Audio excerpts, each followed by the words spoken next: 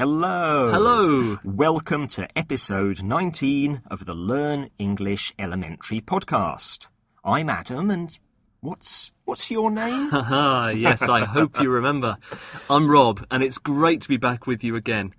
I've been quite busy recently, and sadly, this is my last podcast. Oh. But I hope you're going to enjoy it today. Okay, and today we're going to hear from Tess and Ravi again. As usual, they're talking about something that you think is typically British. An animal this time. A famous animal. Any ideas what it could be? But first, let's hear some of your comments on the last podcast. Last time we heard about Carolina. If you remember, she was very depressed and didn't want to get out of bed. Yeah, but her friend Emily took control of the situation. And a lot of you commented on what a good friend Emily is to Carolina. Theosco, from Mali, said that it's important to have a friend who helps you, and Emily is one of the best friends that anyone could have. And Manasset from Cameroon said, "Poor Carolina, but great Emily. You helped Carolina to get up and to restore her hope." And he says that from now, when he needs to cheer up, he'll call Emily and ask her advice. Last time, we asked you to write and tell us about places where you go when you want to cheer up. And some of you like to spend time with nature when you're feeling a bit down. For example, Anakla from France goes to a little park near her house. Pure Girl talks about Hama Park in Algiers. And Yulia from Japan says, "When I feel sad, I go to the nearest park by the sea in my city. There I lie on the grass, listening to birds chirping and watching airplanes cross the sky, leaving their white tracks. And I begin to think how beautiful the world is." Yulia also does exercise when she feels depressed. She goes to the gym and she rides her bicycle. Mavi Duman from Turkey goes running, and a lot of you go for a walk. Pure Girl also says that she reads the Quran when she feels down. Ahmed Jalilou from Algeria and Promise 93 from Libya do the same. It always helps them to feel happy. And Jaja P1202, I like that name, also finds her religion helps her. She's a Chinese girl living in Singapore, and she was depressed when she first arrived. But then she found a church and met some friendly people there. She says the service also helped me to have positive thoughts, so I like to go to church. Our podcast regular, T. Kazaruni from Iran, sent us a long message with a lot of good advice. Leah from China has the most unusual solution when she feels depressed. She goes to a karaoke bar. She says that she can let her feelings out when she sings songs, loudly. Wow. But now let's listen to Tess and Ravi and find out about that famous animal.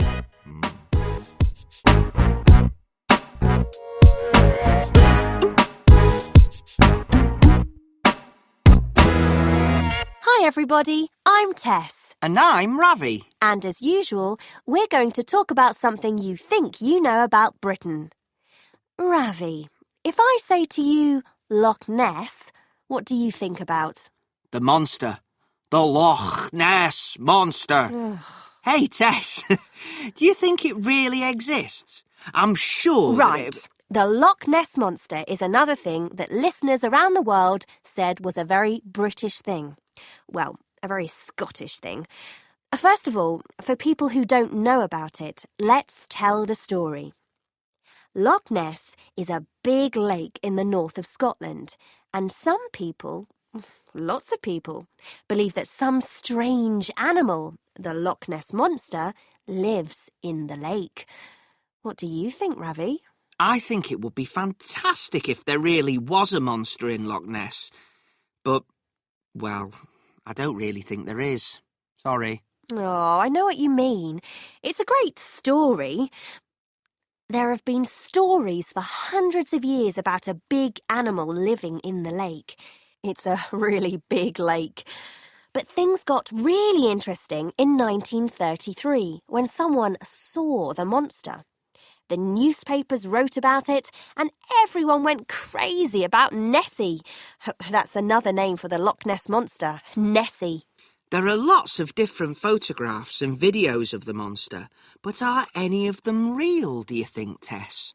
None of the photographs or videos really prove that there's a monster. And there have been lots of different explanations. A dinosaur, a dolphin, different types of sea creatures.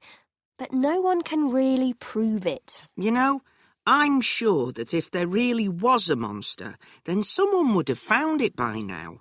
I can't believe there really is a monster and no one can find anything to prove it. Well, it's a big lake, you know, and it's difficult to watch all of it all of the time. But still, Tess, come on.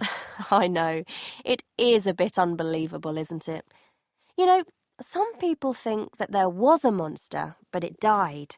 That's why no one's seen it for a while. Do you know what I think? I think that the Loch Ness Monster is a very good way to get tourists to go to the north of Scotland. You're right that Loch Ness is one of the most important tourist attractions in Scotland. It gets hundreds of thousands of visitors every year. And imagine if they didn't have the Loch Ness Monster. No one would go there. Well, it's still a really beautiful place, Ravi. I would go there. But, yeah, you're right. The Loch Ness Monster is very good for tourism. Everyone who goes there hopes they see the monster. And there are films and books and everything. I think it would be really sad if they ever say there definitely isn't a monster. You're right. It's better not to know for sure. So, what do you think? Do you believe that the Loch Ness Monster really exists? Have you ever visited Loch Ness? Would you like to go? Write and tell us at www.britishcouncil.org/learnenglish or leave us a message on Facebook.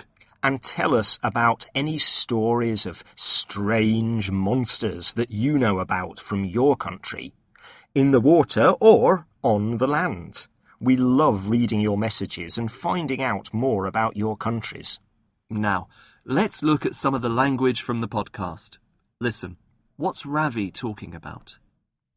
You're right that Loch Ness is one of the most important tourist attractions in Scotland. It gets hundreds of thousands of visitors every year. And imagine if they didn't have the Loch Ness Monster. No one would go there.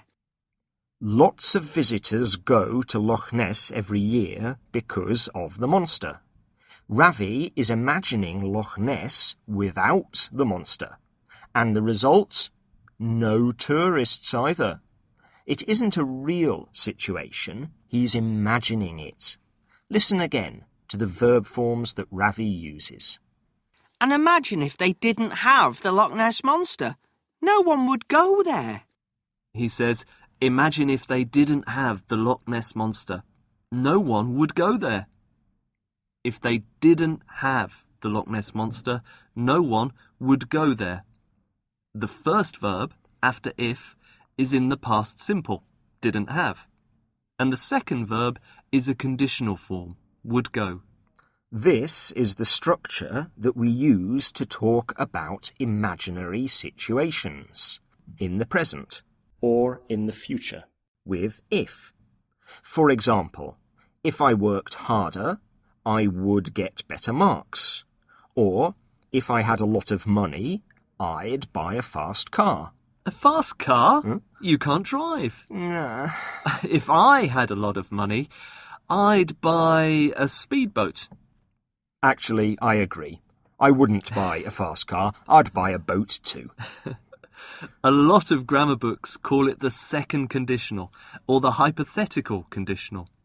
There are some exercises on the website to practice this type of conditional and to practice other language from the podcast too. And don't forget to send us your comments. We're looking forward to hearing what you think about Nessie and your stories about strange monsters and animals around the world. And, talking of animals, Next week, we'll see how Carolina gets on at the city farm and hear from some of her new four-legged friends. But now, it's time to say goodbye, Rob. It's been great working with you, and I hope that we can hear from you again one day. I hope so, yes. Thank you. It's been a pleasure. And thank you all too for your comments. So, it's goodbye from me. And it's goodbye from him. Bye. Goodbye.